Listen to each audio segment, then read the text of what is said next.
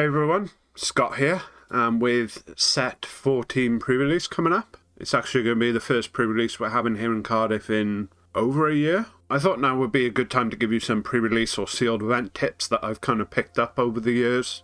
So first of all, what are my sealed event credentials? Who am I to be giving you tips? Well, I started playing the game after set 6 had been released, so I missed that pre-release event. In set 7 and set 8, I did kind of middle of the pack. I was still quite new to the game. I was still kind of learning really how the game worked. And then I attended one of the Surge expansion events. The Surge expansions that came out after set 8, I believe. I finished third in that with the number of people in the tournament. There were 3 people undefeated going into the final round, and I was in the game with the 2 undefeated people, so had I won that game, I actually would have finished first. The guy who beat me, he did finish first, and that is actually going to come back in one of these tips.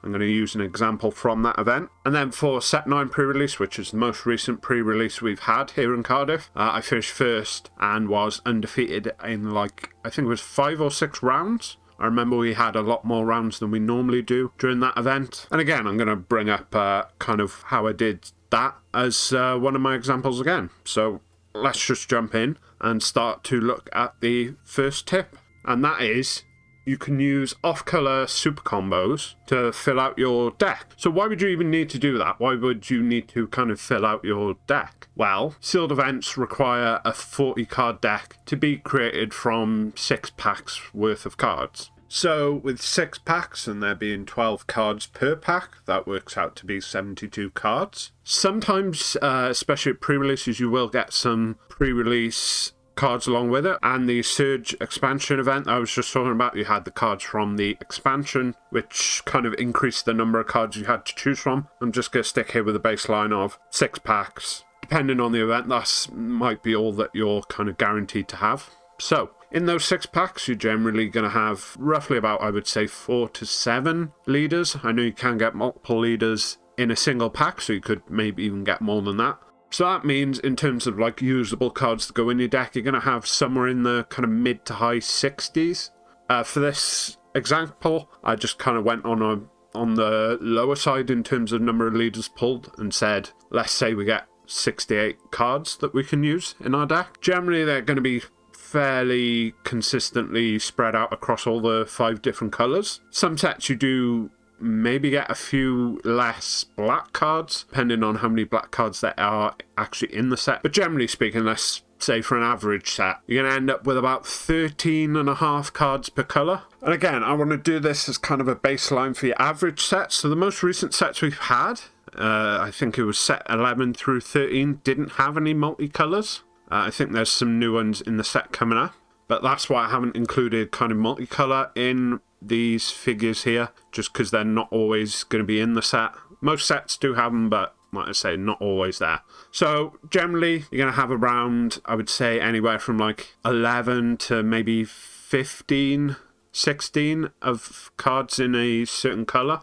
And you need to make a 40 card deck from that. So generally, that means you're going to have to use at least 3 colours. Quite often it'll be 2 of the original colours and black, because black is generally really easy to fit black cards into your deck, because up until recently there were no black cards with black specified cost. I know there's some in the upcoming set that have black specified, and that may be a thing going forward, but generally it would be 2 colours and some black cards. So as an example, during the set 8 pre-release, Malicious Machinations pre-release, I was using the Bulma leader you can see there. And in terms of usable cards, I had 36 red, yellow and black cards that I could actually use in the deck, which meant I needed to find 4 more cards to kind of fill up the spaces. And I was humming and hawing over this, which of the other colours I was going to go into. And somebody pointed out to me, I can't remember who, otherwise I would give them credit for this.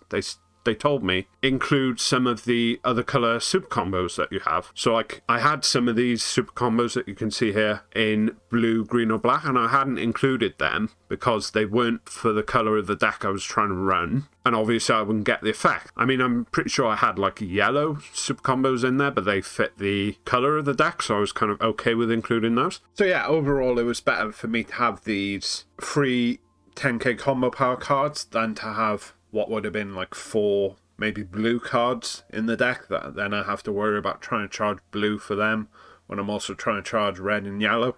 So it just made the deck better overall and stopped me having to go into essentially a fourth colour. There's no reason not to include these type of super combos, the ones that are 0 plus 10k combo power. Obviously, the super combos that you sometimes get in sets that are 0 plus 0 combo power, you don't want to go ahead and include those because they only generally gain the combo power if your leader is the correct colour. But yeah, in this case, I had enough of these 3 super combos here that I was able to include them, and that brought my deck up to exactly 40 cards. Most sets have super combos like this that are 0 plus 10k power.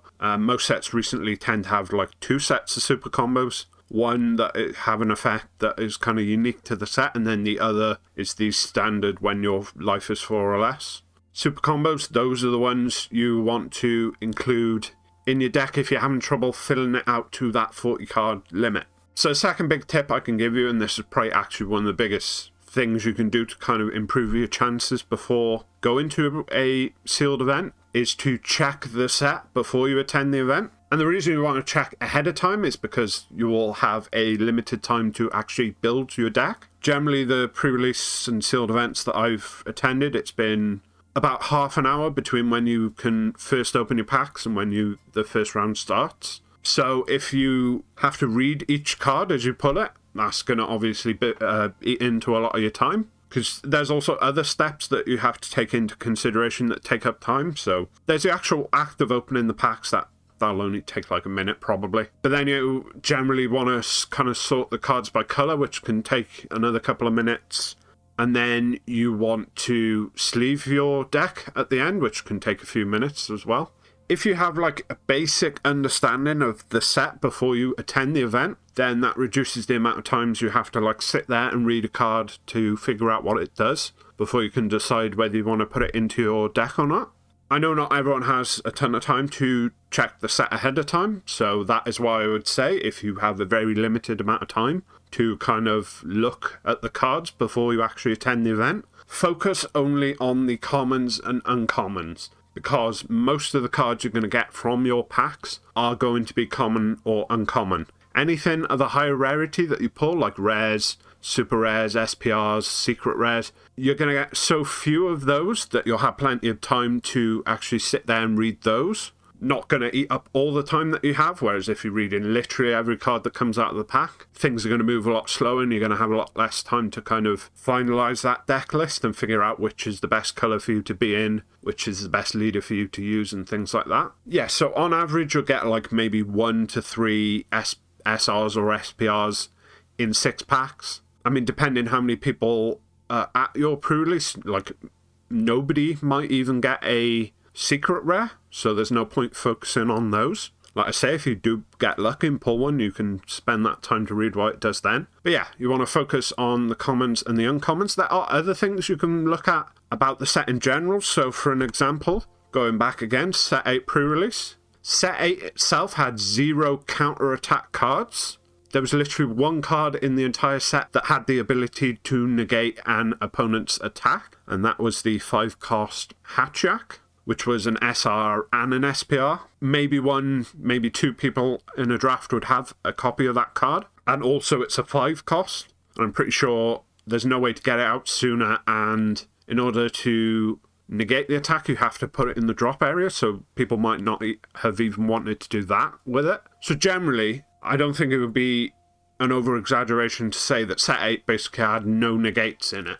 If you knew that ahead of time going into the set, you could use that information to kind of reevaluate the cards in that kind of light. So for example, a card like this Super Baby 2 I have here has critical. If there's no negates in the set, keywords like critical become so much stronger, because really the only way your opponent has to get out of that critical attack is to combo. And so if you're swinging in every turn with something that has critical, has double strike, has triple strike, your opponent, in order to get out of those, are generally going to have to dump a lot of cards from their hands. And often in this kind of pre-release environment where decks aren't as consistent as they are in kind of more constructed type events, you're going to have a lot less ability to draw cards. Therefore, every card you can kind of get from your opponent's hand for them comboing it away kind of can really give you an advantage, and that can snowball over the course of the game. And you could quite easily win a game just by depleting your opponent's hand by swinging in with plenty of cards with like keywords like critical that they don't want to take, so they combo their hand away. Or if they decide not to combo anything, now you're denying them cards to go from their life to their hand. Another type of card that becomes a lot better when there are no negates is a card like this pan here that has blocker. I mean, that's why I ran the Bulma that I was talking about in the previous tip. That leader gives all your red and yellow Sane and Earthlings blocker, and there was plenty of those in the set. So with there being no kind of counterattacks, blockers became a lot more important. And then we have a card like this, Skillless Mr. Boo, I have over here on the right. He's 3-cost Skillless, which is 30k power. If your opponent has no ability to negate that 30k swing, that's a lot of cards they have to combo from their hand to get out of it, or they just have to take it, in which case you're whittling them down by swinging in with this guy every turn. I think if you're doing a set 8 pre-release now and you pulled a couple of this Mr. Boo, that's basically a sign that you have to go for yellow, and that's only something you'll know if you kind of check the set ahead of time. You see how big of an impact a card like that can have. Then there's also the fact that if you just have a quick look at a lot of the commons and uncommons, you'll get a sense of what kind of each archetype within the set does. So for instance, say we were doing set 9 pre-release, all the cards to do with Boo that were in black basically have skills either related to having no cards in your hand, or they would make you drop cards from your hand. If you understand that that is what all the black cards from that set are really about, you can very easily, you don't have to necessarily read what each one individually, you can just put them all to one side and say, right, these all have some relation to either getting rid of cards from your hand or having no cards in your hand. And you can just put them to one side and then make a decision once you've seen how much of each kind of archetype you have. You can figure out which ones go well together, and you can build a deck around that, and taking up all your time on that, giving you no time to actually think about what would be the best deck for you. That is why checking the set is really important. So the last tip I have for you today, and it's one that I kind of learned the hard way, and we'll go into that when I give you some examples, is don't run any dead cards in your deck, even if they're on color. Just to kind of explain what that means, a dead card would generally be a card that will have no effect if you use it. As I mentioned in the first tip, you're not going to get enough of any one particular color that you could make a monocolor or even a 2-color deck. Generally, you are going to end up in 3 colors at least. So it might be tempting to include some cards in your deck that really don't work just because they match the colors you're going for in the deck. That's something I've done in the past, and it's backfired on me. One example where it didn't backfire on me, and once I'd actually learnt my lesson, was in the set 9 pre-release, Universal Onslaught. That was the one, if you remember at the beginning, I said I won that one and I went undefeated in like 5-6 rounds. So I was playing the Bibbidi leader that awakens into the Boo. You can see it is over there on the left. And so with that being a black leader, in my packs I pulled a couple of these black Desire cards that you can see over on the right. I think I got like 2 Divine Favors and 1 Unexpected Recovery. I did not include these cards in my deck because they are dead cards. They both need your leader to be a Shenron. This Bibbidi is not a Shenron, or the Boo either. Neither of them are Shenrons. There's actually not any Shenron leaders in set 9, so no matter what deck you're running, with the exception of, I believe it was the set 9 Surge Goku leader, which let you discard an extra card, these would be dead cards in basically any other deck, including the one I was using, this Bibbidi here. So what was so strong about this Bibbidi in the pre-release and what kind of helped me win it was the fact that you could, if you built your deck correctly, you could awaken turn 1 guaranteed, whether you were going first or second. So when I built my deck, I included 0 extra cards. I didn't include any of these 2 extra cards here, these 2 Desires. Didn't put any of those copies in, even though I was running a black leader. Because the Bibbidi awakens when you have no cards in your hand, if I'm going first turn 1, then I just wait until my opponent attacks me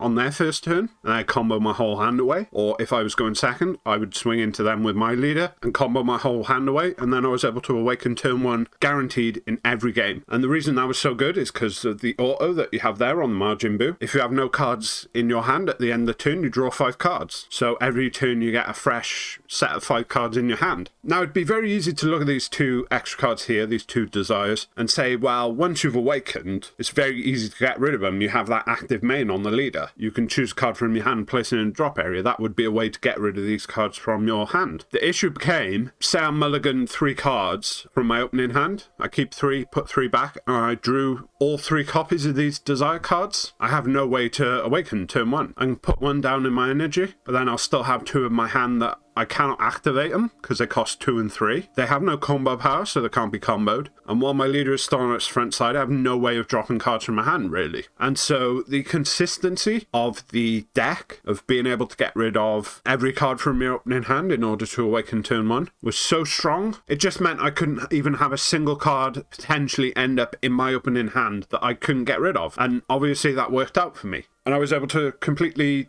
destroy everyone at this event. The games just weren't even close. And there's even the fun fact that in pre-releases, when you run out of cards in your deck, you just shuffle your drop and you walk back into your deck and you continue on.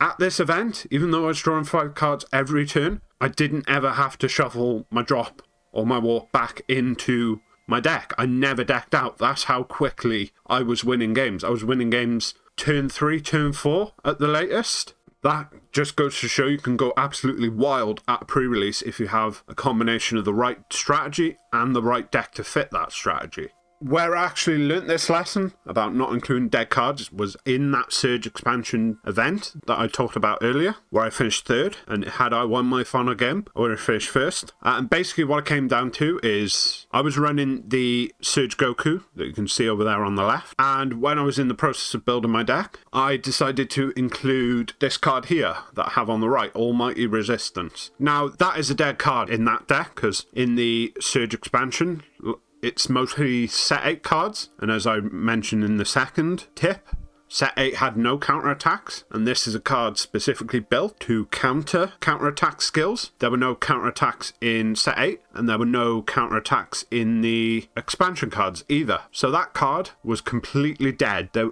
It would have no effect if I used it. I still included 2 copies. My reasoning was, well, I can just charge it or I can put it under my leader for his Awakened Surge skill. Well, I got away with it in the first 2 games. Comes down to the final game. I'm on 1 life, so I had to combo away my entire hand to survive my opponent's turn. Gets to the end of my opponent's turn, he passes it to me. I've no cards in my hand. He has 1 life left, and he has 1 card, I believe, on the board that had 5k combo power. He also had no cards in hand. I also have no cards on the board, so my 2 outs in this situation is to draw a card with some combo power, swing with my leader, combo onto it. He's not going to be able to get above it because I'm going to combo at least 5k. He only has 5k. Or the other thing is I draw a battle card that I can play that can swing into his leader and do damage to him that way. Swing with my leader first, he combos out, and then swing with another battle card.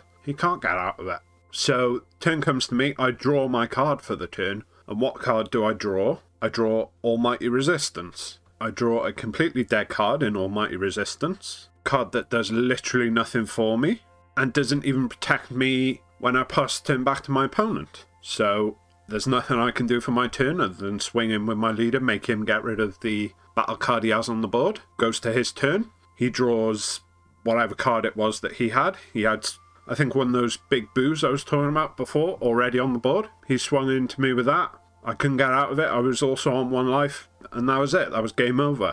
So that's the one thing you always need to keep in mind is, while it may seem pretty easy during the deck building stage to just include kind of these dead cards in your deck, you always have to account for the fact that you could get down to basically a top deck situation where you just have that one chance to draw a card that will win you the game, and a dead card will never win you the game. So that's it for this video. If you liked it, go ahead and leave a like. Don't forget to subscribe if you haven't already, and thanks for watching.